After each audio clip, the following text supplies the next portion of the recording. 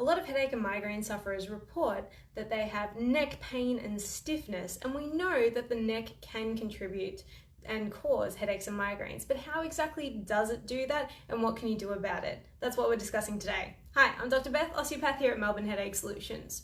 So first, a couple of fun facts in regards to the neck and headaches and migraines. So studies have shown that up to 75 to 80% of headache and migraine sufferers report that they get neck pain and stiffness associated with their headache and migraine attacks. We also know that headache and migraine sufferers experience more neck pain and stiffness in general than the general population.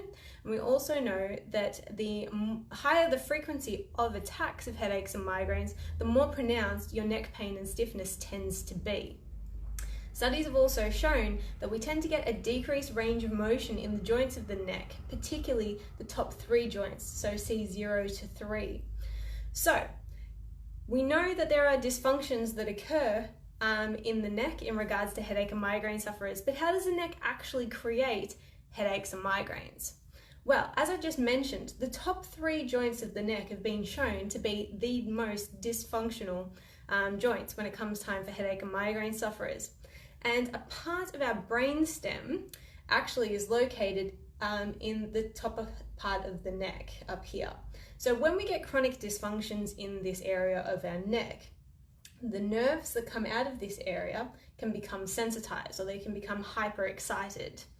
And when this happens, it can actually lead to the brainstem becoming hyperexcitable as well. So it's firing at a lower threshold. So it takes less information for it to become set off.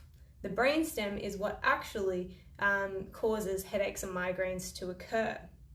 This area as well, where the nerves that exit the spine, the top part of the neck, the nerves of our face and our head actually feed into this area as well. So we can get referred pain from the neck into our face and our head, and we can also get pain signals from our face and our head feeding into the neck area as well. So this is how the neck can create pain into our head and give us a headache. So as I mentioned, a lot of people know that they've got neck pain, which is associated with their headaches and migraines. But as I said, about 20-25% of people might be having headaches and migraines, but they don't even know that there's something wrong with their neck. So what are some classic signs and symptoms that your neck can be contributing to your headaches and migraines? Well, first and foremost, it is neck pain. Okay, so if you're suffering neck pain in association with your headaches and migraines, or it gets worse during your headaches and migraines, or you've got neck pain outside of your headaches and migraines, this is a really good sign that there's something wrong with your neck. It's contributing to your headaches and migraines. It's helping to increase that pain, and we need to do something about it. So you need to get it treated. Another really good sign is if your headaches and migraines switch sides. So this can happen during an episode of an attack. It can happen outside of an attack. So one attack, you have it on the right hand side, another attack, you have it on the left hand side. Or as I said, it can happen during an attack. So at the beginning of the day, it can be on one side and then it can switch sides, or vice versa. Okay. Another good sign is that your pain will switch around your head. So a lot of people describe that, look, my headache is never in the same place. So some days it will be behind my eye, other days it will be at the back of my head, other days it will be on top of my head, or around the sides here, or in my jaw. So if it's moving around, this means that something is moving, something isn't stuck, like it's not fixed. So that something that is moving is your neck. So this is a really good sign that it's your neck and it needs to be treated.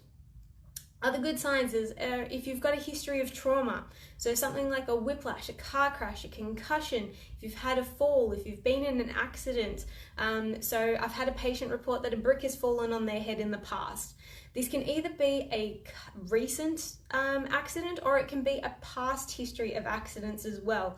And when we think about accidents, they don't necessarily need to be massive accidents. So they can be childhood accidents like falling off bikes as well, and they can be consecutive accidents as well. So we want to think about those. Other things as well, if you're a clencher or a grinder, it's been shown that quite a lot of people have silent neck pain when they clench or grind. And by silent neck pain, I mean they don't even know that they've got neck dysfunctions or neck pain. They don't experience it. So it does actually increase the restrictions that happen in the neck. So if you're a clencher or a grinder with your teeth, then this is a really good sign that your neck is contributing to your headaches and migraines, as well as your jaw as well. If you're a stomach sleeper, then this causes all sorts of problems in your neck. And so first and foremost, stop sleeping on your stomach, please. I know it's very comfortable if you're a stomach sleeper, but your side or your back is definitely better.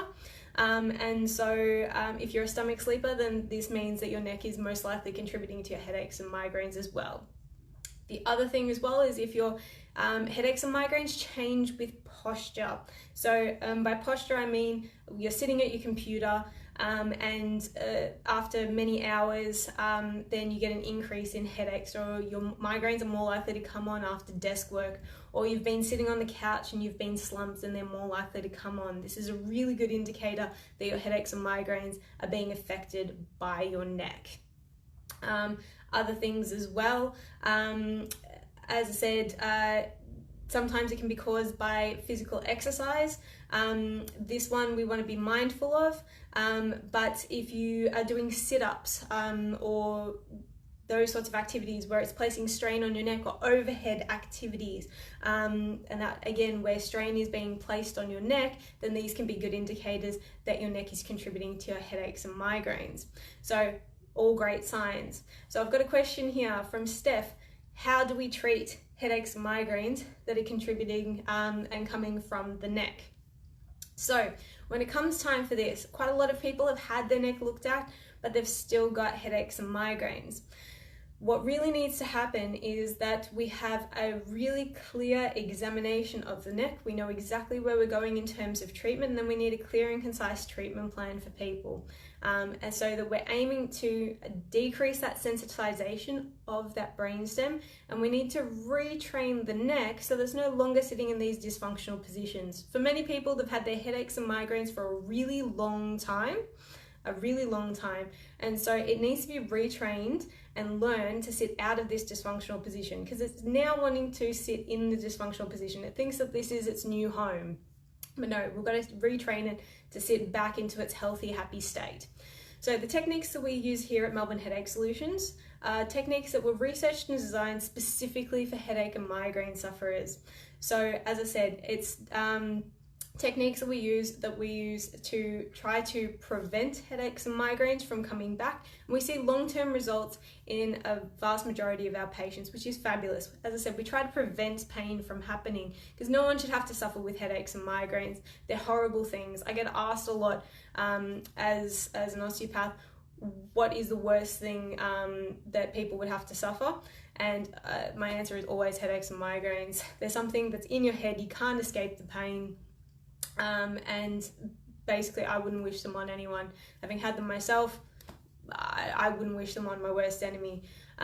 So basically, as I said, we want to prevent pain. We don't want to have to treat it at the moment. People who are suffering with it, there's lots of things that you can do in terms of getting your neck health adjusted, and that we've done videos on that in the past, so check those out. If you need any specific advice or any individual advice, please feel free to drop a comment below, or send us a PM.